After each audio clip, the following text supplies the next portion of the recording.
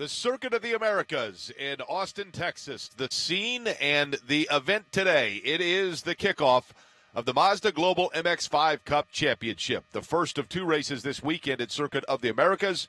Jake Query along with Nick Yeoman. And Nick, once again, we're going to see a season where a champion is crowned, and we know it will not be a defending champion winning back-to-back because Patrick Gallagher, last year's champion, took his scholarship money and is running an IMSA. Great opportunity for drivers to try to extend and move beyond in their racing career here, and a great opportunity for them in the Mazda Global MX-5 Championship. Yeah, this is such a fantastic series. We've seen some unbelievable racing over the years in the Battery Tender Global MX-5 Cup, of course, presented by BF Goodrich. You mentioned new field of drivers, a lot of rookies, some returning champions, 3 former series champions in this field, so it's going to be a lot of fun as we are about set to go racing here in Austin, Texas. Third member of the broadcast crew, Ryan Marine, joins us here in Austin, and he'll give you some conditions of what these drivers are going to be faced with when we drop the green flag.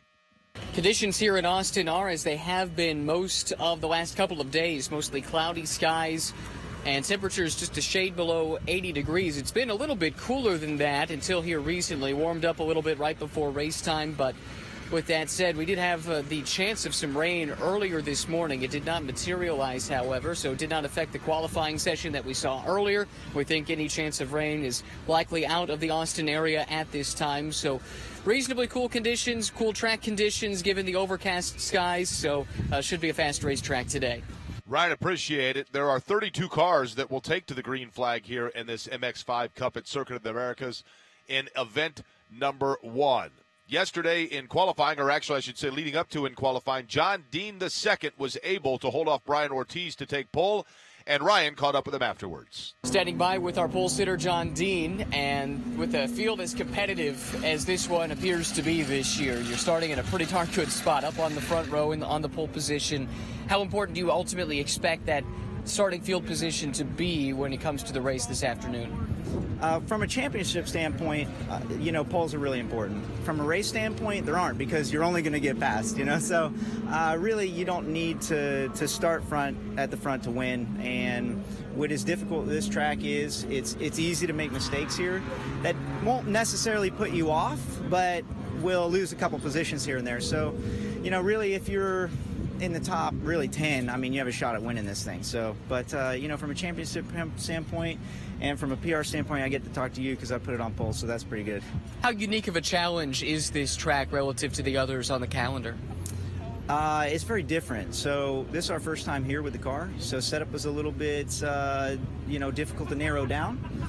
And I wasn't even planning on being here as far as a driver. We started getting my car together on Friday, and we had a bit of an engine issue, so I ended up running one of my client's cars. Nick, he ran in the series last year, so I'm actually running a borrowed car.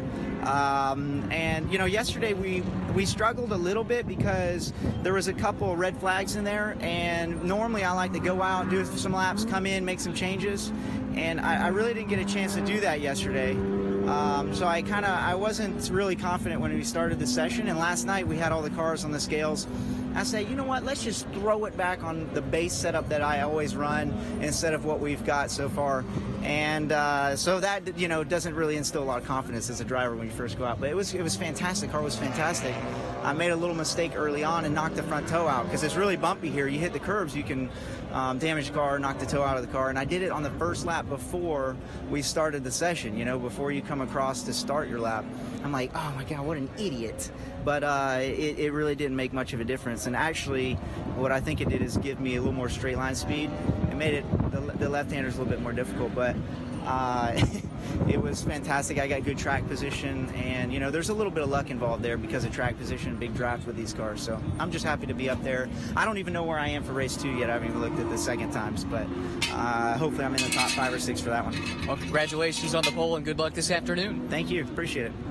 That is your pole sitter, John Dean II, who will lead the field to the green flag here in Austin in the Battery Tender Global MX-5 Cup Series presented by BF Goodrich Tires. Dean, one of those former champions that is in this field along with Nathaniel Sparks and Todd Lamb. And, Jake, as we take a look at the starting lineup for this race here in Austin, see some familiar names for folks that maybe follow this series full-time. Dean up there, he's on the front row with Ortiz. Robert Stout's a guy that was very successful last year. So we're set to go racing here. It's going to be a lot of fun here in Austin. The other thing that makes this so interesting as we talk about, Nick, there are two things that really are the priority from Mazda in the MX-5, and that is, number one, just getting that competitive balance. Obviously, you're talking about all of these cars being set up with virtually everything the exact same. So, therefore, it really goes into the skill set, if you will, just the overall knowledge, at times the bravery of the driver itself. The other thing being safety being paramount. We have talked a lot over the course of the years about the fact that all of these cars are set up equally, but they are set up with everything in place to make sure that should something go wrong, safety is important. I saw it actually, and it seems like just last week, but it was a couple of months ago, some 4 or 5 months ago at Laguna Seca in the rally race at the end of the year, where we saw some incidents, and then you think to yourself, man, you hope everybody's okay, and in fact, everyone walks away from it. Those cars are set up with that exactly in mind. But it is so fun to watch because, Nick, in this particular course, we're talking about 20 turns, a 3.4-mile circuit, so there are opportunities, but it's just a matter of trying to feel out and figure out, especially in that thick Texas air, exactly when it is you want to make that move. Yeah, what circuit of the Americas lacks in tradition? Being a newer racetrack here in the United States, it makes up for just with spectacular sight lines and a lot of unique characteristics. The run up the hill on the front straightaway going to turn number 1, you can take lots of different lines to get through that portion of the racetrack. You've got the S's, the long back straightaway, and we've seen over the years, Jake, with this series, with these MX-5s, these drivers, they are able to draft, and you even heard it in Ryan's interview with John Dean. Yeah, starting on the front row, starting from pole is great, but that doesn't mean anything in the race because you can come from 10th, 20th in this race to win. So it's going to be really interesting. 32 cars. How cool is that to see 32 of these MX-5s, all powered by Mazda, to compete here in Austin, Texas? It's going to be a really good race. You talk about the history of this venue, Nick, and you are correct. We're not talking about one that has been around for centuries, but it is a facility that opened in 2012, and Circuit of the Americas became really a destination spot for fans and racers alike. I know that a lot of fans have been curious to go down and see all of the sight lines that you talked about, the variation that the course offers, and just a top-notch facility. But it's not just four wheels that have raced on it. MotoGP has raced here, Formula One, Nick. So this is an opportunity for drivers to go out and be able to say that they've run a circuit that really some of the best from around the world and a variation of different motorsports have taken to. Yeah, you think about that, and some of the racetracks that the Battery Tender Global MX-5 Cup, they get to race on. They race here. They race in Toronto. They race at Road America, Mid-Ohio. They go all over the country, and you talked about it. I mean, this has really become one of the premier road courses in the United States. As you said, most known for hosting the United States Grand Prix.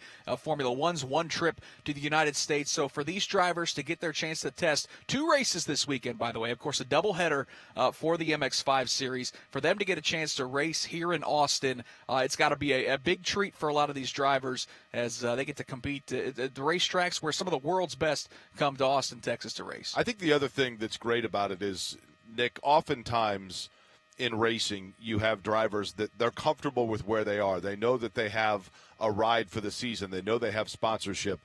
But yet in Mazda MX-5, you're talking about racing really for your future because that scholarship money is there. We've seen Mazda's commitment to be able to elevate drivers throughout.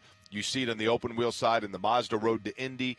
And so drivers are racing here for the opportunity to put themselves in position to continue to try different levels of racing. And that's what's so great about not only Mazda's commitment, but also the proverbial carrot, if you will, for these drivers to have something to chase for. Yeah, there's certainly quite a big prizes on the line for these drivers. They get to compete in the Global Mazda MX-5 Cup here, starting the season for rounds 1 and 2 at Circuit of the Americas.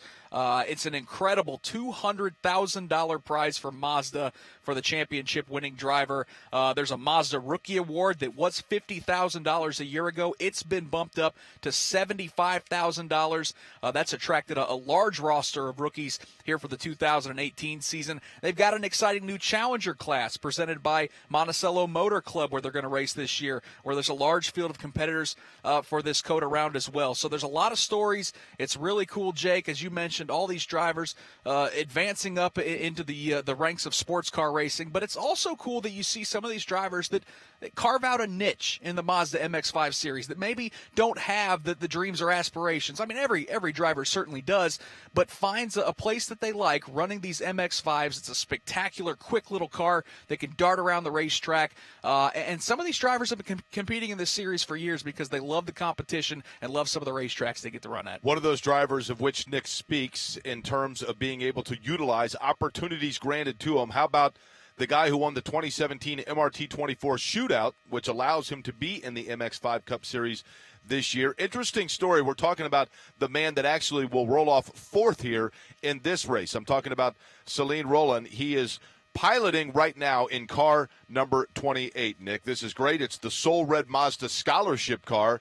A Cuban immigrant in terms of his family background, and just one of those drivers we're talking about that wanted the opportunity to race, saw the opportunity to go out, showcase his skills, and parlay that now into a season to be able to further showcase what he can do. Yeah, and I think I also read that not only does he drive these MX-5s, but in Orlando he helps sell them. So we've all gone to a car dealer before and asked them about, hey, give me some information about this vehicle. Well, where you can rely on a young guy like Rowland to then give you some feedback and tell you, yeah, I know exactly what these cars can do because look what I do. I compete in the Battery Tender Global MX-5 Cup Series. It's a really cool story, great opportunities for some of these drivers to rise up the ranks and to get to compete in an ultra-competitive series. That's the thing I noticed, Jake, when we called these races a year ago, just how competitive these drivers are. We saw last lap passes. We saw cars going 2 and 3 wide, drivers coming from the front to the back, from the back to the front, and that makes for a really entertaining product. And I know for fans that aren't new to this series, they know exactly what we're talking about because these guys usually put on a fantastic show. Does that mean if you go in for a test drive, it's a 2-seater? Is that what happens? I would think so, technically, hey, yeah. Actually, why don't you give me the test drive, right? There are, as we talked about, 32 drivers that will take to the Circuit of the Americas today. 31 of them hailing from the United States. 5 are from Texas, the host state today. Puerto Rico, Brian Ortiz is from Puerto Rico. But then you also have interesting story and talk about the perfect name. Starting towards the back of the field, but one that is going to try to work his way through from Tokyo, Japan, talking about Racer Kashima. Nick, if you want to talk about a guy that has the right name to try to take to this track in the Mazda MX-5, there's your guy. Yeah, that's really cool to see Racer Kashima competing in the Battery Tender Global MX-5 Cup presented by BF Goodrich. He's got his work cut out for him today, starting in 28th, but he is one of the handful of rookies. We've got a bunch of them in this series, 12 to be exact, that are going to compete here in this series, 12 of the 32 drivers. Jake, let's go ahead and take a look at the starting lineup as we are still waiting to get the race cars on the track to compete here at Circuit of the Americas. John Dean is on the pole. You heard him talk to Ryan Marine in our pre-race. John hails from Sebring, Florida. He drives for Six Sideways Racing and a former series champion here in MX-5. To his outside, Brian Ortiz. He's the guy that you talked about that took that tumble at Laguna Seca 1 year ago towards the end of the season. So he's going to be looking to bounce back. Ortiz is from Puerto Rico, driving for Copeland Motorsports. In row number 2, Robert Stout is a guy that we saw quite a bit of last year, running up front, a familiar name to this series as he runs for Macumbi McAleer Racing. And to his outside, the aforementioned rookie, Celine Roman, who is going to start in the 4th position in that Soul Red Mazda. There's a lot of talent at the front of that field. And then just behind them, another name in which we're very familiar. You have Joey Vickers starting in row number 3, and then somebody who we talked an awful lot about last season. I'm talking about Nathaniel Sparks. He was racy all year long. He and Patrick Gallagher had a couple of fantastic battles throughout the course of the year. He hails from Spanish Fort, Alabama, also driving for Six Sideways Racing. And there were a couple of those races towards the end of the year where Nathaniel Sparks, you have to feel, probably sat all offseason thinking, I could have made a move here, could have made a move there.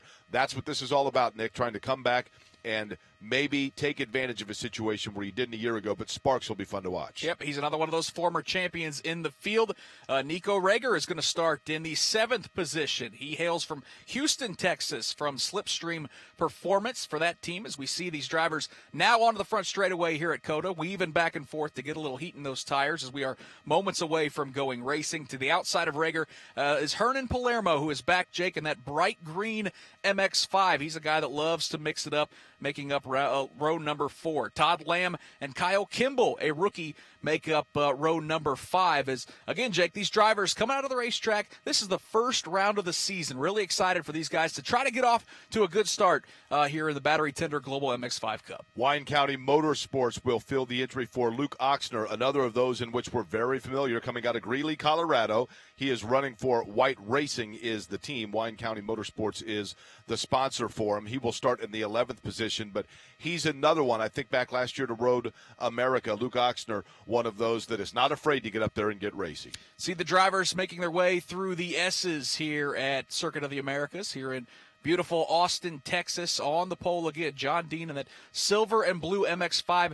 Jake, all these cars are identically prepared, and the cool thing about it is that it's really put into the driver's hands. And in a portion of the racetrack like the S's, it's going to be fun to see these guys sling it around as they compete here in Austin. You see him trying to put heat in those tires right now. Interesting, Nick, because as we talked about with Ryan, that air's a little bit thick. There was the possibility of kind of the flirtation with some precipitation today, but you see the sun starting to dance off those windshields, so we know that the sun is peeking out here in Austin. There are some overcast skies, but won't take long for those tires to start to get that grip. And then you notice late in the race, and I saw it last year a number of occasions, you get later in the race, and then all of a sudden you've got to factor in the point that the track might not be as wide as you think, because the grip starts to go away a little bit as those tires starts to fall off.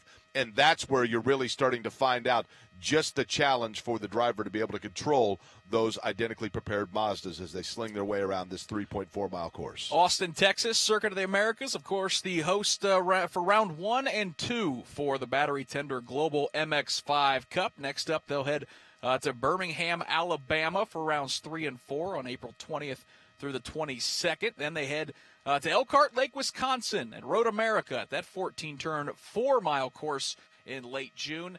July sees this series head to Lexington, Ohio, a Mid-Ohio sports car course for the 13-turn, 2.2-mile road course.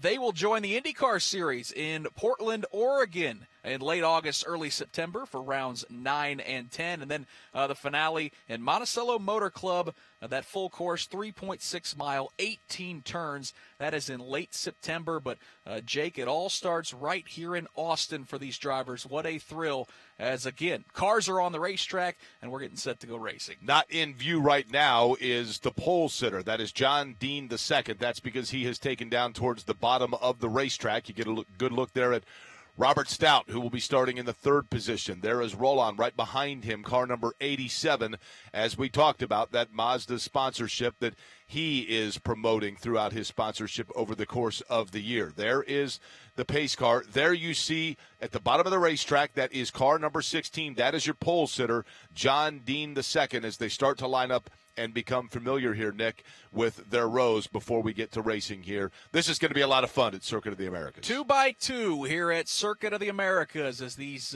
super powerful, nifty little cars are set to go racing here at Circuit of the Americas, the Battery Tender Global MX-5 Cup. 32 of them to be exact, as we see some of those drivers towards the rear of the field. You better believe there's a couple capable drivers in those race cars that can charge their way to the front, but we are just about set to go racing. The pace car and MX-5 as well, which is pretty cool to see. These cars, Jake, really not too different from what you can buy at a Mazda showroom. The series makes a couple adjustments to them to get these cars race ready, and then you can compete as well in the Battery Tender Global MX-5 Cup. Pace cars off the racetrack, Jake, as we are set to go racing here in Austin. They start to line up, and you can see bunched very, very close together as they work their way in through turn number 1. The pole sitter is John Dean II, working to the bottom of the racetrack. He is going to go ahead and lead a freight train. Looking to the outside is Brian Ortiz. They are going to wait to get that green flag and get to racing. Now they fan out.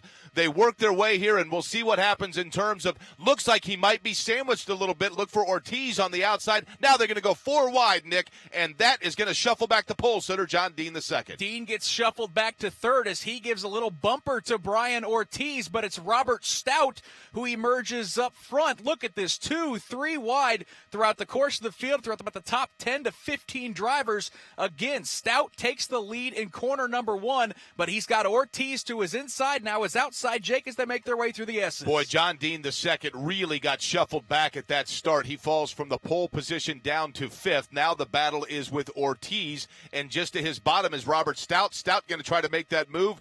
They are side by side, and again, better line for Ortiz here. Stout going to swing it wide, but Ortiz able to hold him off. Boy, look at Brian Ortiz. That car steps out just a bit as they're going to go 3 wide for the lead. Ortiz on the outside. It's Nico Reger in that black car with the green cage that goes from 3rd to 1st. Now you're going to see Rowland, the rookie, who looks like he's going to entertain moving into 2nd. He'll give a bump to Reger. As Jake, you can throw a blanket over the front 8 or 9 cars. What an opening lap as they make their way down the long back straightaway here at Circuit of the Americas. Outstanding move there by Nico Reger, but then all of a sudden, as you mentioned, Rowland said, you know what, I'm going to try to do the same thing. This happens a lot at the outset of the race, Nick. Everybody gets frantic. You're starting to feel maybe you're not completely aware of the grip your car has. Now look at this move. Rowland going to use every ounce of the racetrack to try to close in now, and suddenly Nico Reger has his mirrors full, and that rookie is giving him everything he wants. Rowland couldn't make a move to the inside because he had Brian Ortiz already there in that white and green car, so move Ortiz, who started 2nd, was shuffled back. He gets back to the 2nd position as they're all chasing Nico Reger here at Circuit of the Americas. Rowland has moved into the 3rd spot, or I should say kicked back to the 3rd spot. Here comes our pole sitter, though, Jake, as he's beating and banging with Robert Stout for the 4th spot. Yeah, all of a sudden he's back in the mix, isn't he? You wonder, Nick, at this point as you watch, you see the jockeying, you see everybody using every inch of the racetrack, and now all of a sudden you see a big push up towards the front. And up towards the front, again, Nico Reger has to hold off, gets himself a little bit coming off the corner of an advantage. But you wonder how much of this is each driver just figuring out still where exactly their car they can most trust it. Boy, look at those drivers use every bit of the racetrack at the exit of the final corner as they cross the start-finish line to complete lap number 1. It's going to be Nico Reger, followed by Brian Ortiz. But here comes that rookie, Celine Rowland, who's going to take a look for 3rd,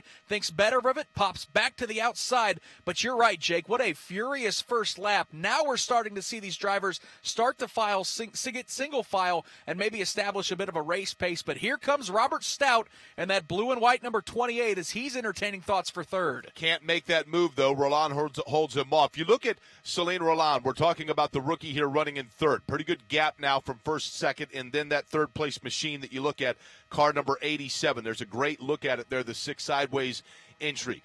In talking about that rookie, Nick, I guess the question becomes, and we won't know it until getting a chance to talk to them after, is this a guy that has the most confidence at this point in his car in putting it anywhere on the track, or is it perhaps a rookie who doesn't yet know exactly the points where his car should or should not go and therefore is willing to tempt or test every aspect of the track? Either way, working out well for him now as he runs in 3rd. I'm guessing the answer to that question is probably a little bit of both. I mean, certainly he's shown the speed as, again, he is hanging that car awful wide at the exit of that corner, but he's making it work running in 3rd. As a rookie, you're right. You don't know the limits of this race car, but Jake, he's been impressive on this opening weekend. Qualified 4th as a rookie, easily the highest qualifying rookie in this field. Kyle Kimball was the 2nd highest rookie who qualified in the 10th position. So Rowland and that Soul Red Mazda is going to be fun to watch all year long. And you're right, as a rookie, there's some things that he's not going to know, but so far he's hanging with the best in the MX-5 series here up front. Look who all of a sudden is getting back into the fight. That's the pole sitter, John Dean II. That's that car that you see with the gray Mazda up front, running in the 4th position, but not letting that front 3 out of sight. Just worked his way around Robert Stout. Stout now has his hands full because Todd Lamb is going to try to make a move as well. Yeah, boy, things stacked up big time there at that left-hander as Todd Lamb had to jump on the brakes, and he gave a little shot there to Robert Stout. Lamb's got his hands full, though, as that 34 car of Joey Vickers moves to the inside. And then you've got Hernn and Palermo in that bright green car. We already see a little bit of damage, Jake, to the left rear quarter panel of that car. And again, I think that chalk that up to the fact that these guys are running so hard. We're seeing them move all over the racetrack, and they can lean on each other a little bit with these MX-5s. Elevation changes, just one of the things that you have to navigate your way through. Of course, you see there a little bit of dust getting kicked up should you get too far to the outside. It is a 20-turn course, 3.4 miles, one time a tour here around Circuit of the Americas. And right now, the one who is doing it up front, Nico Reger, running with the lead, then Brian Ortiz.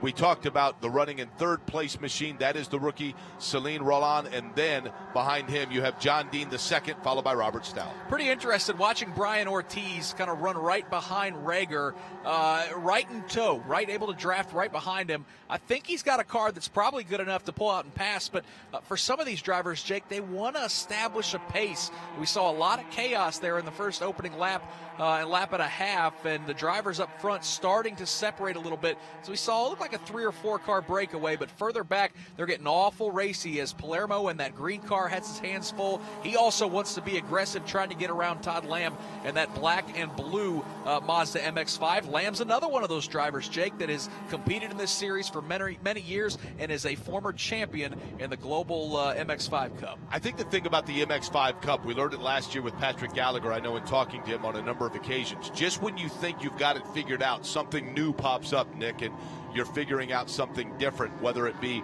a new racetrack or just the way a car felt, looking at a different passing line. That's part of the advantage and at times disadvantage of having these cars that are so identically set up, in the fact that there are always challenges. Challenge right now is Brian Ortiz trying to challenge for the lead, but again, he's not able to make that move. Nico Reger able to hold him off. Yeah, look a little bit further back in the pack. Todd Lamb a little bit oversteer as he's got to get on the wheel to control that Mazda MX-5.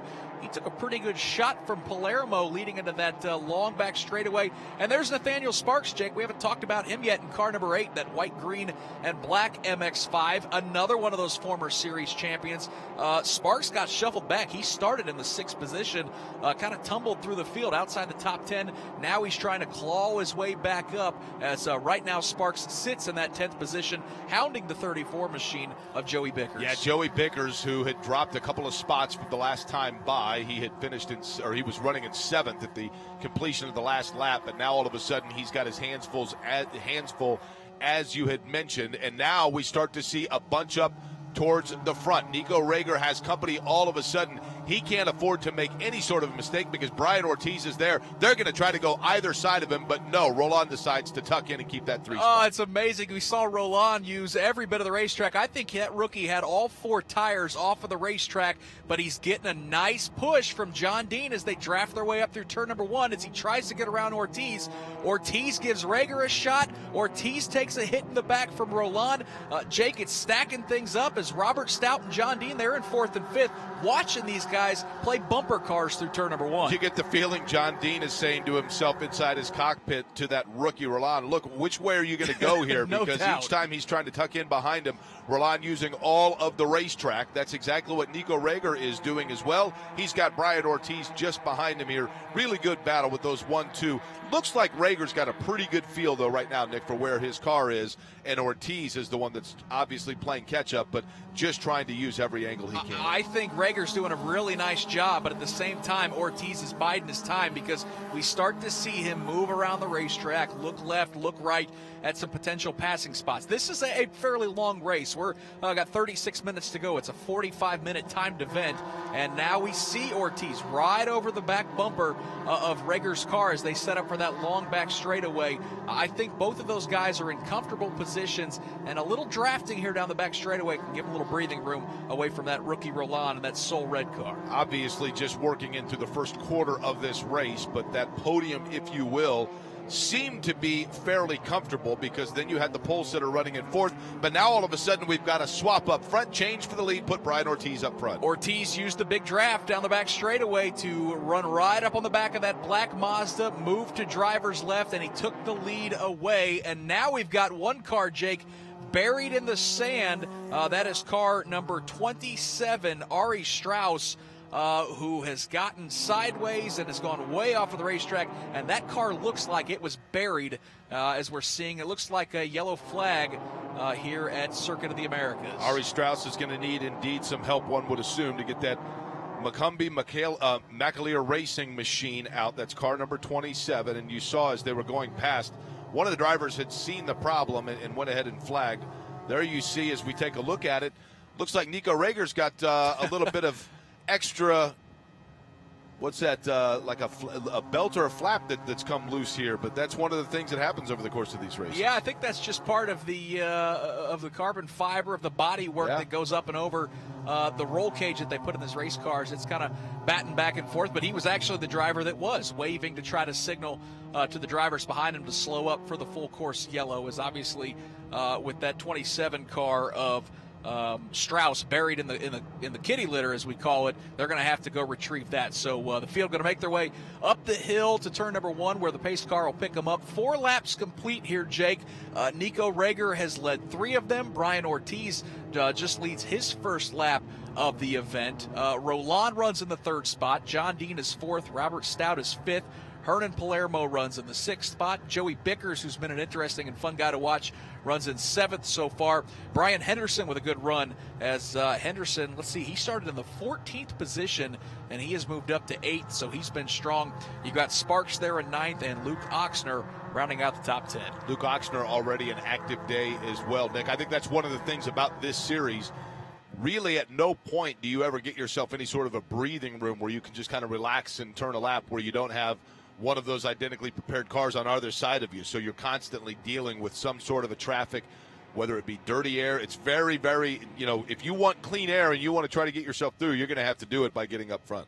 See the Circuit of America's safety team out there. Got a strap connected to the front of that 27 car as they're going to try to pull that car out of the sand as we are working a caution here in Austin. As we mentioned, 3rd member of our crew is Ryan Marine, who's pit side here at Circuit of Americas.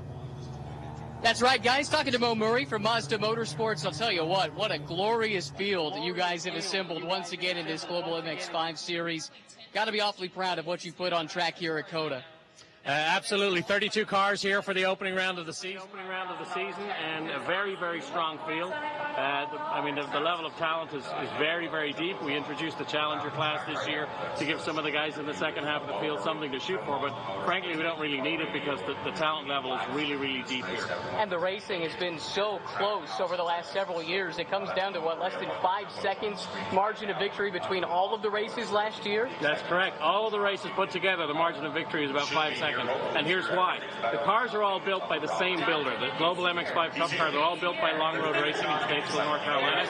And the parity in this series is incredible. When these guys, after 3 days of testing, can go out here and be separated by hundredths of a second, the parity of the cars is phenomenal. And that's what makes the racing so good in this series. How important is this in the global picture of Mazda's motorsports programs? Very, very important. This is a critical component of Mazda's approach to motorsports. For Mazda, motorsports is it's something that it's in our DNA. It's something we've always done. Mazda has a long and rich heritage.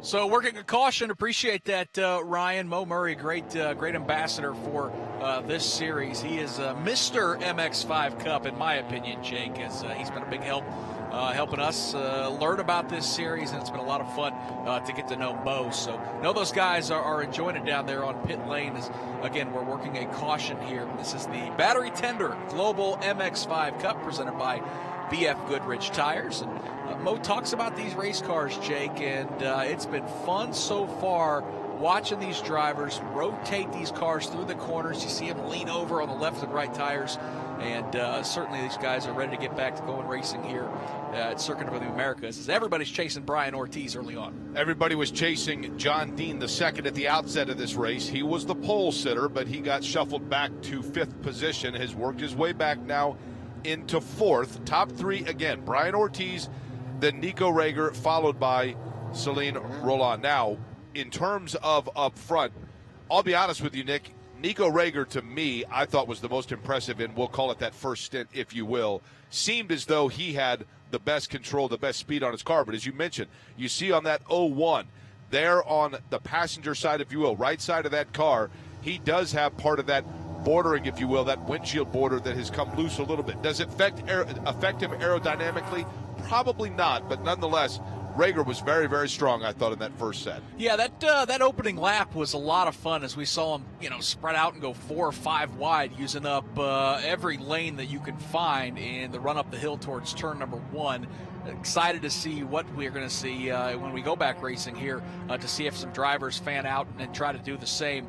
But I agree, Reger was really impressive jumping to the lead from the 7th starting position on the opening lap, found his way up front, worked his way into the top spot, and then for Ortiz, kind of stalked him a little bit, ran behind him for a couple laps, and made that pass right before we got the caution, so it was perfect timing for Brian Ortiz. But Ortiz is a guy that's been around this series now for a couple years, Jake. He knows that this race is far from over. Just because you get to the top spot, it's awful tough to keep that lead here in MX-5 because all these cars are so even and all these drivers are so talented. You want to win every race. That's the natural tendency of a racer. You also want to learn every race, Nick, and let's talk about the opportunity, just even on this restart, that presents itself for that rookie running in third.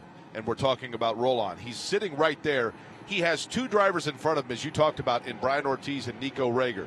The temptation is going to be to make the move, try to put yourself in first or second position. But at the same time, what an opportunity to just watch where the veterans who have been through this series are going and the way they're handling their cars themselves.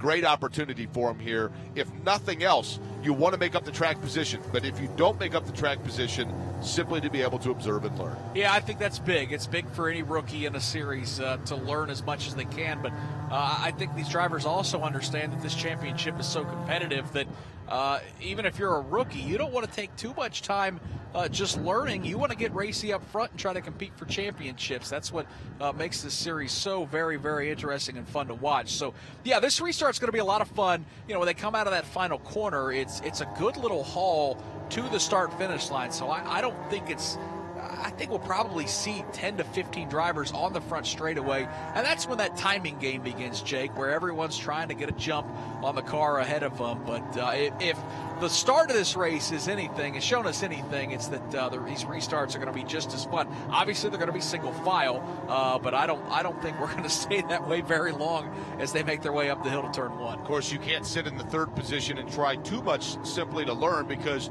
you have a pole sitter just behind you that is ready and able, obviously, in a fast car to pounce. Talking about John Dean II.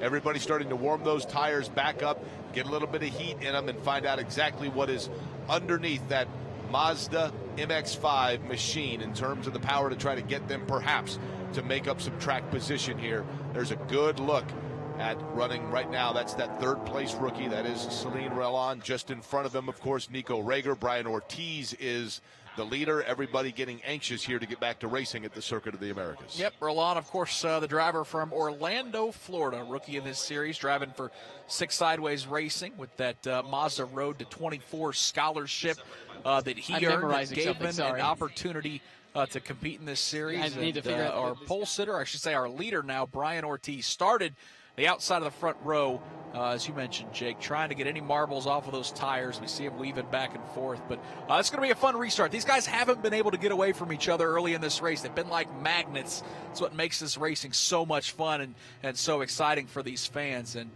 we'll see if any of these drivers are able to work together to get breakaways. There's a couple long straightaways where you can do a little drafting. But so far, we've seen them really leaning front bumpers to back bumpers, and it's been an awful competitive race. Six Sideways Racing, you'd mentioned. They have 4 entries in this race. Rowland, who we've talked a lot about. Also, Ryan Hall running for that team. Additionally, for the team, Brooks Leal running for them.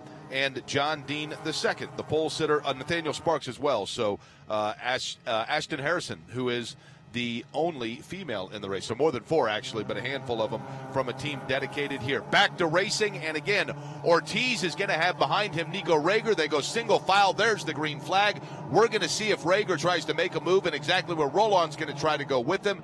This field, you would think, is going to fan out here shortly, but everybody right now minding their P's and Q's except Nick for that pole sitter trying to get that third spot back. Well, we saw a lot of cars getting sideways at the exit. Yeah, there it is. I thought I saw that out of the corner of my eye. Number 97, Brian Henderson got a little sideways exiting right on the start. He hits the throttle, Jake.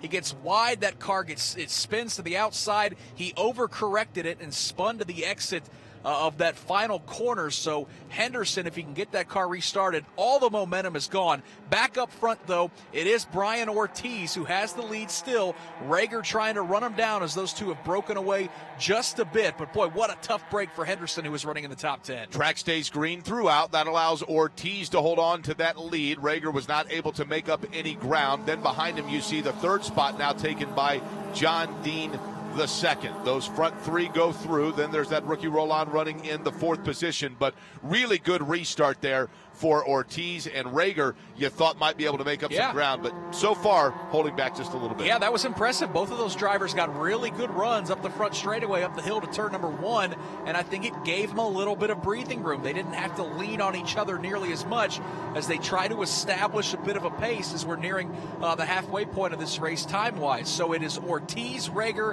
and then Dean, as we mentioned, who moved into the third position. They make their way down the long back straightaways. Dean starting to get a run on that second place running machine of Reger, Jake. Boy, Reger is indeed getting his mirrors full. As a matter of fact, looks like right now that Dean might have the better machine, but gets hung out just a little bit. Rowland goes now down to the inside to try to find out exactly where that pole sitter is going to go. This is the battle for the third position. So just when John Dean the second thought he was going to be able to flex some muscle and move his way up into the battle for second, he's got his hands full for a battle for third. Yeah, how about this battle for fifth as well, as Robert Stout looks like he's going to be able to hold off Hernn and Palermo in that green car as they got a little racy. That allows Stout to try to narrow his focus on the fourth place running car of Rowland as they make their way around this very long course here in Austin, Texas. All these drivers minding their P's and Q's. And one of the things that I've noticed, Jake, is we see the drafting down the long straightaways, and then once they get to the braking portion of the racetrack, there's a lot of checking up. These guys don't want to run into each other, but it's awful hard to do at the speeds these guys are carrying. And, again, they're using up all of that racetrack. Best battle, though, Jake, is certainly for second as here comes John Dean. John Dean going to try to go to the bottom. This would allow him to try to get past Nico Reger. That is the battle for second. You see it coming into view here, and Dean's going to make that move. Boy, it almost looked like Nico Reger just said, you know what, I don't have the horsepower right now. You go ahead and go by. I think you're exactly right, Jake. He got off the throttle early, and it allows him to carry the horsepower all the way back around Dean and to take the lead. Boy, I don't know what happened to Brian Ortiz there at the exit of turn number 1, but he went from first, and he's been shuffled all the way back to the fourth position, Jake. What a great battle up front. Man, what a move. Nico Reger with a little cat and mouse there. You go ahead and get past, and then guess what? I'm going to go ahead and take it to the outside and sling past, get that aerodynamic, and vault myself not only into the lead now, but a comfortable one over John Dean the second. Then you see Rowland right there, then Ortiz. Whoa, and Palermo puts the right side tires off the racetrack as he's trying to get around Stout. As these drivers fan out, Palermo is going to keep that green car to the inside as he tries to get a run to the inside of Stout. He's got a car to his outside. But, boy, what an interesting lap for Ortiz, Jake, as he's got his hands full as all these drivers bounce their way down out of the corner and down this long back straightaway. Saw a big piece of debris fly off there. Not sure if that's the one from Reger's car or not. But, again, let's go back to, I want to talk about Palermo. That last turn and the exchange seemed to kind of befit as we see another battle for the lead here. Almost going to go 4 wide, and guess what? Your pole sitter is back up now in front. That is John Dean the second with Ortiz just behind him. There's going to be a lot of interchange here, but Palermo has at one point fallen back towards the bottom half of the top 10, now finds himself back in position where he is running in 6th. Yeah, boy, I wasn't sure if Brian Ortiz was going to be able to get that white and green car slowed down as he made that big jump from 4th all the way to 2nd. as John Dean took the lead. Or Nico Reger, he just gets shuffled from the front to the back. It's been a fun race to watch so far, as again, about the top 10 cars all within about a second. 4 seconds to be exact, back to Keith Jensen. As John Dean, that car gets a little sideways. It looked like Ortiz was going to take a look to the inside up front. Good battle for the lead. Boy, this is really good stuff to watch right now. Ortiz this time, it almost seems like up front, it's, hey, you know what?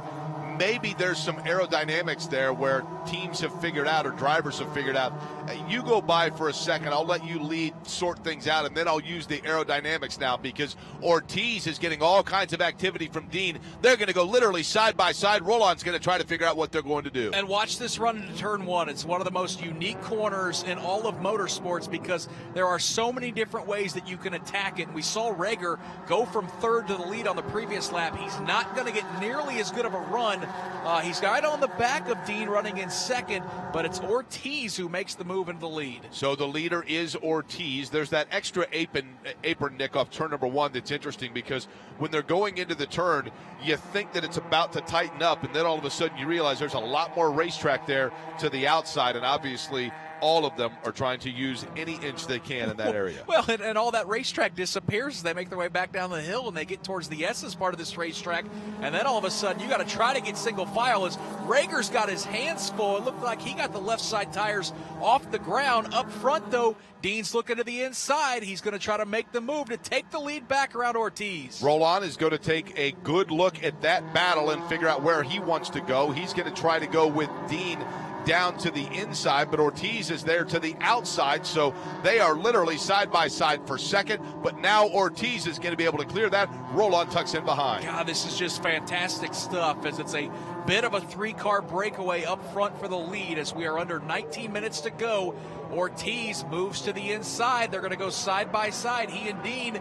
Ortiz takes that top spot. Now it's Rowland who's going to take a look to the inside for second. Gives the leader a good little shot there, Jake, at the exit as they run out. Boy, Rowland now allows those two to kind of get away from him just a little bit, and he's got to be careful because Nico Reger, who we know has a fast car, is running in fourth. Good battle for fifth just behind them. That Robert Stout holds that position for right now, but I'll tell you what, 1 through about 6, Nick, you get the feeling that all of those cars, 1 through 6, at any point, just depending on the aerodynamics of it and perhaps any sort of adjustment that can be made, can find themselves getting up a position. It's fun, Jake. I know this is an analogy you've used for years. It's like a rubber band. Yep. Nobody can get away, and as soon as they get racy for the lead, all of a sudden, 4th, 5th, and 6th are right there on the back bumpers. So it's going to be an entertaining run to the finish of this event as we see the drivers a little bit further back, making their way back onto the front straightaway here. Again, it's Ortiz, Dean, and then Rowland running in the 3rd position. Rowland may have a challenge from Reger, though, as they make their way up the hill. The other thing that you have to keep in mind now is they work their way in towards the 28th minute of this race, and that is you now have a comfortable layer, one would think, of that BF Goodrich rubber that's being laid down, Nick, that is in grip with the tires of the cars themselves, because there are other series that are running here at Circuit of the Americas this weekend that gets kind of that different rubber compound laid down. But these cars comfortable with those BF Goodrich, and that BF Goodrich rubber now, one would think, has a pretty good coating that is allowing them to grip here as they take each turn in this 20-turn course. Those aren't all-terrain tires, but sometimes they might need to be, because these drivers routinely here so far today have put the right sides off in certain spots of the racetrack, left sides off in other spots. Brian Ortiz doing a great job, though, making his way through the S's, and I think John Dean has a really fast race car. He was the pole sitter for a good reason, as he's really hounding Ortiz around this racetrack here in Austin, Texas. Ortiz takes a bit of a defensive line as he moves to the inside. He did that in turn number 1 on this same lap, Jake, and I think it's kind of throwing John Dean's depth perception off of when he can make a move. It's always harder to pass a guy on the outside. Pretty savvy veteran that you've got there in the form of Brian Ortiz, because he's been around here a little bit. And John Dean, I think, knows that, and everybody now goes single file. Fantastic look at this venue, and just as we talk about that, Ortiz now all of a sudden going to get that challenge. This time it's the pole sitter, and he's going to be able to comfortably make that move, although Ortiz said, well, I'm not so sure, gave him a little bit of a tap, and now just behind him, guess what? Rowland's going to do the same thing to Ortiz, but he gives up a track position. There goes Nico Reger. Rowland's got to be so frustrated because I think he knows down that long back straightaway he can use the draft to move into second. But what a darting move to the inside there as he gets back around Reger. As Rowland, he's a rookie, Jake, but he is making that car work for him as they battle for third. He's got Reger there looking to the outside, but that Soul Red Mazda darting around this racetrack as he gets back to the third spot, which he's held here for the last few laps. All of a sudden now 30 minutes into this race, we're back to where we started. That's with John Dean the second up front, Brian Ortiz just behind him, then Rowland running in third. Let's call that about a 2-car length gap between second and third position. But Nico Reger, who has been very, very active today, finds himself in the fourth position. We have technically had 2 leaders in this race. Brian Ortiz has led six laps, 3 laps for Nico Reger, and now John Dean makes it a third official leader as he moves into the top spot. He'll work that inside line to try to defend Ortiz through turn number 1. All those drivers swing wide around the red and white curbing to the outside of turn number 1, and now back down the hill heading for the S's. Nick, how much fun is this? I mean, this is the first of a doubleheader for this weekend, one of a handful of doubleheaders that are going to be taking place over the course of the season for the MX-5 Cup. This is just the start of it, but you can see these guys are not leaving anything out on the track, guys and gals. And for these drivers, a lot of them we saw run a year ago, Jake, I'm sure are awful hungry. They're glad to see Patrick Gallagher out of this series. Absolutely. Because Gallagher racked up quite a few trophies en route to the championship. They were happy to see him get that scholarship money. No doubt about it. So you've got guys like Dean and Ortiz and Reger and Stout who were up front all last season. Now that Gallagher's out of the series, they realize, hey, we can step up and be the driver to watch this year. As again, Ortiz all over the back bumper, taking a look to the inside as Dean's going to run a little wide as they set up for the backstretch. It's the first of 6 doubleheader weekends over the course of the season in the run for the championship, with all races being scored separately. Right now, the scoring that we watch is up front, and that's where there has been almost rotation of leader, if you will, and we might see it again. Ortiz going to battle for the lead. Boy, this is a lot of fun watching these drivers make their way down this backstretch for this tight left-hander. Looks like they're going to go 3 wide for second as Reger moves to the inside.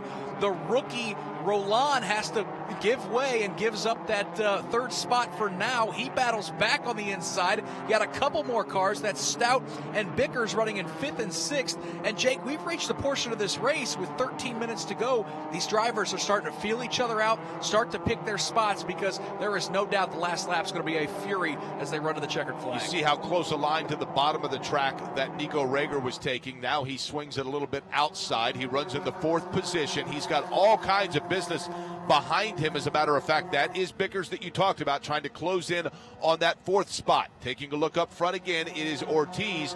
Ortiz got a little bit of an advantage that time by with John Dean the second, but Dean the second again with that rookie giving him all kinds of looks in the battle for third. Pretty impressed with those drivers running 5th and 6th. That is Joey Vickers, the driver from Moore Park, California, and Robert Stout, the driver from Palm Springs, California, teammates for McCumbee-McAleer Racing. They, of course, were the championship team 1 year ago with Patrick Gallagher.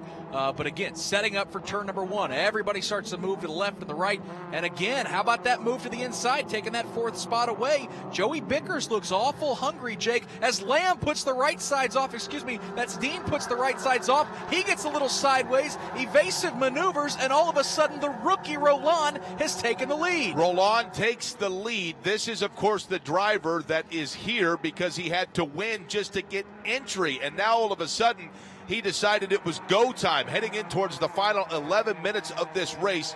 That is the rookie. Taking a look at him right there, we're talking about Celine Rowland, who had to go through. He had to just get the opportunity here by winning and running in that sponsored car, and that's exactly what he's doing. He has the lead now over Brian Ortiz. Boy, he bounced it over the curbing there through the S's, and that upset the balance of the race car. That allows Ortiz to get a strong charge to the outside. Rowland's not going to give. Who's going to break first? The rookie sticks it on the inside. He's going to hold off Ortiz at the exit as they set up for the back straightaway. But again, Jake, keep your eye on that third place running car as Joey Vickers has gotten awful racy.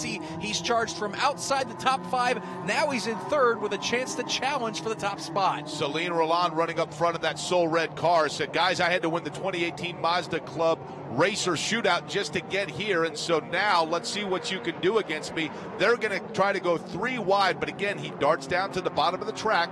Ortiz now starts to swing it wide. He's got all kinds of company. Joey Vickers, really good run for Vickers here to get back in the fight now. They were side by side for second. They were 3 wide for fourth. Also looked like they were 3 wide. They're still 3 wide for seventh, a little bit further back with Palermo and Sparks back there.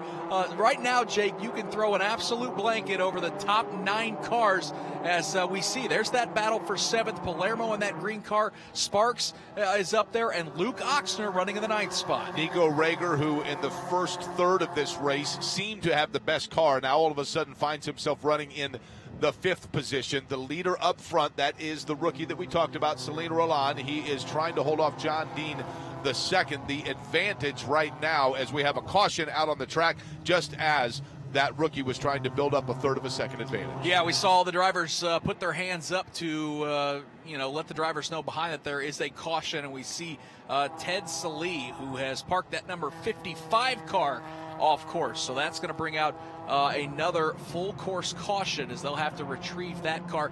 These are really light race cars, Jake, and when they get in that sand trap, they get stuck and going to need a little help. But boy, what a fantastic race as we've got 9.5 minutes to go. No doubt we're going to get this one restarted. That shouldn't be an issue, but boy, the racing up front has just been fantastic as you're getting a look at, there was actually a 2-car accident that brought out the yellow. Boy, it looks like a couple of them got really close there. Alex Wilensky was the other involved. Fortunately, no major contact, everybody able to get through. But now comes the other challenge of these cars, Nick, and that is when you're running at high speed, you're running and getting some heat in those tires, then all of a sudden you got to slow it down a little bit. Not only do you have the challenge of the restart, but also how is the car going to respond? Now, ideally, and in a perfect world, the answer is everyone's the same because the cars are all the same, but that doesn't necessarily mean the way they've been handled throughout the course of the race, that's the response they're going to get. I think the guy who likes his car the most right now is Joey Vickers, who has really been mixing it up, and he knows that he's got a rookie right there in front of him in Rowland, who's going to try to hold off to score the win here to kick off the season in Battery Tender Global MX-5 Cup. But Vickers has been awful impressive as he's moved that car left and right, picked his way through the field, started in the 5th spot. He didn't stay there as the flurry of action kicked him, looked like outside of the top 10. But now all of a sudden in that blue and silver machine, that MX-5 is looking awful racy as he certainly is going to be a guy to try to challenge for this win. Ortiz is still up there. John Dean was up there. Boy, I thought John Dean was going to go for a ride there, Jake, at the exit of turn number 1 when he got super wide on the racetrack that allowed Rowland to take that top spot. But, boy, it's going to be a fabulous run to the finish as they have gotten that number 55 car of Ted Salee out of the gravel as one of the tow trucks, the pull trucks, can get him out of there. They're going to try to restart that car so we can go back racing here in Austin. Got to figure that the driver that most looked up and saw that caution flag and thought, no, had to be probably Rowland because he was starting to really get into a nice groove there. Vickers that you talked about, Nick, going to be really interesting to see what he can do. I think you're onto something. I think right now he might have the best setup in terms of the way that his car is handling. But that was perhaps handling in just kind of that dirty air. Now all of a sudden, if he gets in a position where he's going wide, he's in clean air, how's that car going to respond? He's going to have to find that out here. Here's the glass half full for Rowland. Of course, he maybe didn't want to see that caution come out because now it allows these guys to stack up. But the truth is, they were already stacked up behind him. And as we run under yellow, right now, Jake, it's just milking that clock a little bit. And if he only has to hold off those drivers for, say, 2 laps instead of 3 or 4, I think that's a big advantage for that rookie. So, yeah, nobody wants to see the caution come out, especially when you're leading the race. But with the way these guys have been battling throughout the field, I don't think it's necessarily a bad thing for that rookie to settle down a little bit, recharge, and get ready for this final run to the finish. Joey Vickers back there in the 2nd position. You saw him trying to get some heat in those tires, as we talked about in Moore Park, California. McCumbee Macaclear Racing, the sponsor, as he tries to find his way around. He's got 1 car to get around. We're entering the closing minutes, 6 minutes to go here in this particular race. Race number 1 of this doubleheader weekend. The second one will be, of course, tomorrow at Circuit of the Americas. But, Nick, this one for a season opener has absolutely lived up to the billing. Has not disappointed, that's for sure, as these 32 drivers have put on a really, really entertaining race here in Austin, Texas at Circuit of the Americas. This is the second full course caution that we have had today. The first one was for a spin for Ari Strauss. And the second one, most recently, for Ted Sallee. There's a look at the pole sitter. Jake John Dean, a former champion of this series, has had an interesting day. Started from the pole, immediately lost that lead. In fact, as I mentioned a minute ago, finally led his first lap of this event just moments ago, but he hasn't gotten shuffled out further back out of the top 5 or 6. And that's been big as he's had a chance, I should say, to still win this race. You know what's funny is you think to yourself that rookie up front is probably radioing in saying, there's more debris on 18. But then again, Nick, I think these guys want to go racing.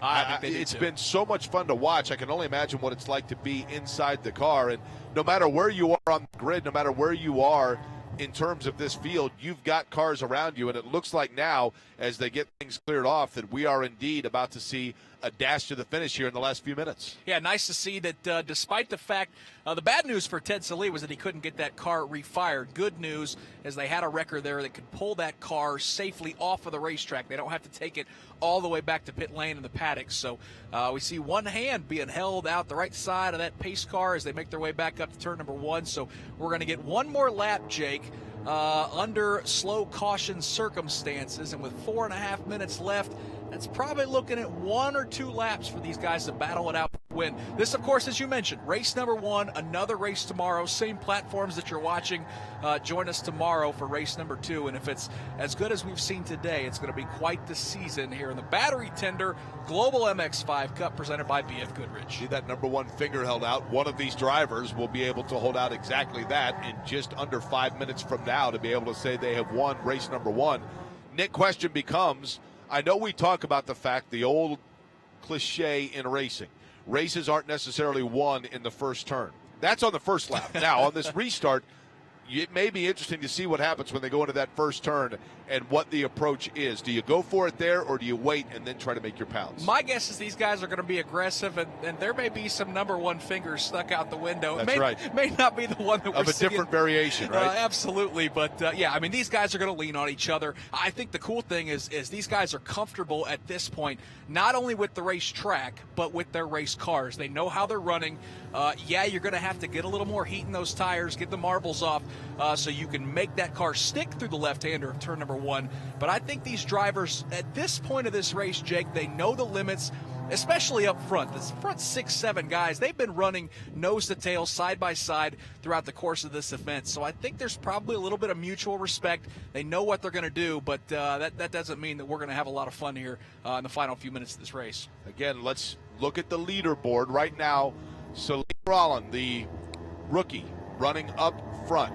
And just behind him, you have Joey Vickers, then Brian Ortiz, John Dean the second, Nico Reger, Robert Stout, and Herman Palermo running in the 7th spot. Nathaniel Sparks, Luke Ochsner, a couple of veterans running 8th and 9th. Keith Jensen holding up in the 10th position, rounding out the top 10. Looking for the last couple of minutes here. It literally may be a 1-lap shootout to decide this race number 1 at Circuit of the Americas. Yeah, according to our timing and scoring chart right now, we've got about 2.5 minutes, so this is going to be awful interesting here in Austin, Texas, as we're going to try to put the finishing touches on this opening round race of the Battery Tender Global MX-5 Cup presented by BF Goodrich.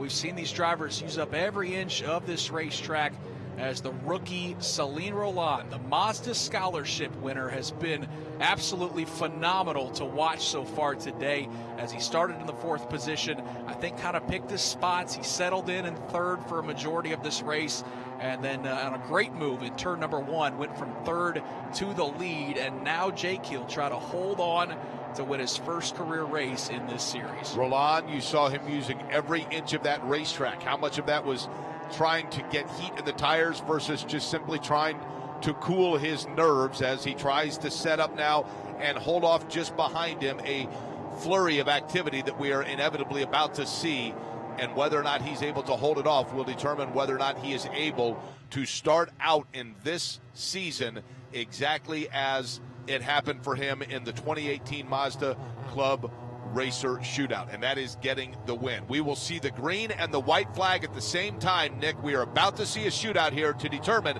this first race winner. Just one lap, that's all, around this racetrack. Keep it clean, guys, right? We'll see.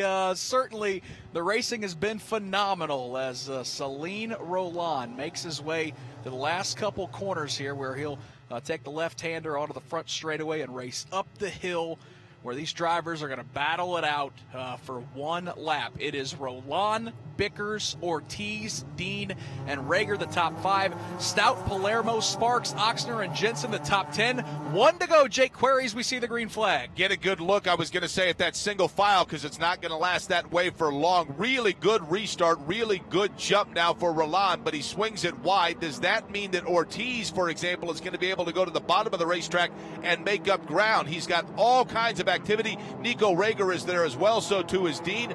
But so far, so good for that rookie through turn number 1. This is exactly what Rowland wants to see. Get a good start as we see him beating and banging about a little further back for 6th and 7th as Hernn and Palermo goes wide. He's got heavy damage to the left rear, but up front, Jake, this is perfect for Rowland as the drivers 2nd through 6th run nose to tail. He's able to get away through the S's. Inside the final minute of this race, so this is going to be it indeed. They saw the green and white flag, and what a restart for Celine Rowland. Now, just behind him, that's the car of Brian Ortiz. He finds himself in 2nd position. Is he going to be able to make the move? That's what we are wondering at this point. We talked about Palermo and the incident there. Looks like it happened right on the restart. All of a sudden, somebody caught wind of that bumper. That knocked out Palermo, who had a really good race, was running in 7th. But Rowland now starting to get activity from Brian Ortiz. And here's the spot. Ortiz has to get a good run out of this corner because here's the long back straightaway. It's set up, Jake, the most amount of passes that we've seen all day. Ortiz took a shallow line, shallow entry into that corner. A lot of times that doesn't set you up for a great run down the back straightaway. But boy, he is closing on the rookie as they set up for the left-hander on the final lap. He is going to try to go to the inside, and guess what? Brian Ortiz got a little bit loose, but he was able to hold on. Ortiz now gets past that rookie, put Brian Ortiz into 1st position. And here comes Rowland. He's going to take a look to the inside as they snake their way around this track here in Austin, Texas. Rowland stands on the throttle. He's going to push Ortiz wide. They're still door to door here in Austin, battling for the win in round 1. It seemed like simple geometry fell into the form of Brian Ortiz and favored him because they ran out of lines. One last look now it's going to take for Celine to try to make that move. I don't think he's going to be able to do it. Brian Ortiz right now holding him off, Nick. And you got to keep an eye on Reger as well, running right there in 3rd as he doesn't have anyone challenging him. The rookie, Rowland, all over the back of that green and white car for Brian Ortiz. They'll swing right wide over the red and white curbing as they come up on the last couple corners out of the final corner, Jake. They're both getting sideways, heading for the start-finish line. Oh, and Rowland got loose, all kinds of activity, and guess what? That clears the way for Brian Ortiz without any sort of danger in front of him to take the checkered flag. Brian Ortiz has won the first race here at the Circuit of the Americas in the Battery Temple Global Mazda MX-5 Cup. What a race today, Nick. Rowland got super sideways. We saw that car crab walking at the exit of the corner. He actually lost the 2nd spot to Nico Reger, who jumps all the way to 2nd. Here's that replay, the final look out of the corner, Jake. All those drivers, as soon as they got those cars rotated, were quick on the gas. That got a lot of them sideways. Reger jumps into 2nd, but boy, tip the cap to Brian Ortiz as he holds them all off to win round number 1 here in Austin. Boy, and what heartache for Rowland, who had it right there, and then all of a sudden with that activity, Nico Reger able to get by him too. What did we talk about though, Nick? It's no discredit at all to that young man, but simply when it comes down to it, the final turn, and you realize just who was able to make that pounce. And a learning opportunity, and this is a driver that we're going to hear about as we see Brian Ortiz celebrating, but I got a feeling that we just watched 5 or 6 drivers we're going to talk about all season long. And you know, we talked all about the rookie, and he deserves all the credit in the world as Celine Rowland, I think, blew us all away today here in Austin. But the story for Brian Ortiz, again, we talked about it, Jake. You were out in Laguna Seca. He took a horrifying ride as he flipped 2 or 3 times to end his season. To come and start 2018 with a win is just a spectacular story for Brian Ortiz, who goes to victory lane He's from Puerto Rico, driving for Copeland Motorsports. Just a great win for him to kick off the season. I know in talking to Mo when we were at Laguna Seca and Brian Ortiz had that accident there, unfortunately was okay, but Mo was able to look at the numbers and saw just how many people in Puerto Rico, and we know everything that the folks in Puerto Rico have gone through over the last several months, with the storm down there and all of the rebuild in Puerto Rico. And this is a young man in Brian Ortiz that you watched taking that victory lap, Nick, that had a lot of people rooting for him down there. And you could see Mo was able to look at it and see just the number of followers and viewers that were coming in from Puerto Rico watching this series and watching that driver, Brian Ortiz, who starts off the year exactly the way every driver wanted to, and that was with that win. Yep, it's quite a story. Here's the rundown of how they finished as Ortiz will make his way back to pit lane victorious here in Austin. It's Brian Ortiz, your winner. Nico Reger comes home in second. The rookie Rowland finishes third. Pole sitter John Dean finishes fourth. Joey Vickers got shuffled from second to fifth on that final lap. He still comes home with a top five. Robert Stout was quiet, efficient, but never really a factor for the win as he comes home in sixth. Nathaniel Sparks probably needed a few more laps to get up front as he comes home in seventh. Luke Ochsner comes home in the 8th position. Keith Jensen finishes 9th. Ryan Hall rounds out the top 10. Todd Lamb finishes 11th here today. Eric Curran is 12th. Kyle Kimball 13th. Robert Newalker is 14th. Hernn and Palermo had that damage. He came home in the 15th spot. Matka is 16th. Austin Allison finishes 17th. Zach Lee comes home in the 18th position. Charley Bilardo finishes 19th. Alex Bichara is 20th. Brooks Leal finishes 21st. 22nd was John Morrow. 23rd was Joe Dasilva. 24th, Alex Wilensky. 25th, Nigel Faulkner. Ashton Harrison finishes 26th today. Racer Kashima was 27th. 28th goes to Michael Globe. 29th to Albert Lukuzik. And then the drivers that had problems today, Ari Strauss finishes 30th. Ted Salih finishes 31st. Brian Henderson comes home in the 32nd position.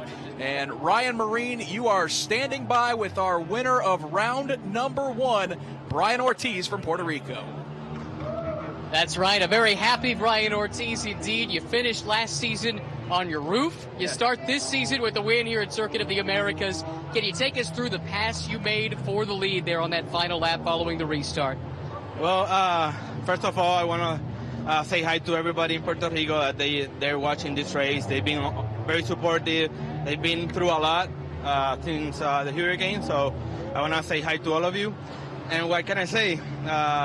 Excellent race. I did a couple of mistakes with third. I'm having issue with third. But I had a great car, great team, great sponsor, Bella Racing, Bella Group. Carlos, thank you for believing in me. This is definitely a great opportunity, and I'm very, very happy for sure. How much were you thinking during that caution, planning your move to try and get the lead? You knew there wasn't going to be much time left. Yeah, I knew I had a great setup on the car, so on corners I was very good. So it was just a matter of setting the draft in the back straight. And I had everything I planned. It went better than that. So I'm very happy. The race was very, very entertaining, and I'm so happy for my family, my mother, my father, everybody. Congratulations. Best of luck tomorrow. Thank you very much. Let's do it again.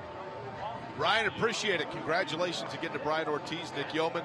Quite a race to be able to call here to start off this season. A lot of fun to kick off the season. We kind of bragged about it at the beginning of it. We guaranteed that the racing is going to be fantastic in the Battery Tender Global MX-5 Cup presented by BF Goodrich. I think you can go anywhere around the world. You're not going to top this. There's a lot of great series, but, boy, the one that Mazda and Battery Tender and BF Goodrich puts on, if this is a sign of things to come, Jake, we're going to have a lot of fun. You're going to have a lot of fun with Mark Janes tomorrow calling race number 2. Mother Nature held off. She simply wanted to watch great racing, and that's exactly what we were able to do today. Thank you to you folks for joining us. Congratulations again to Brian Ortiz. Rick Evans is our on-site engineer. General manager today, Wally Levitt.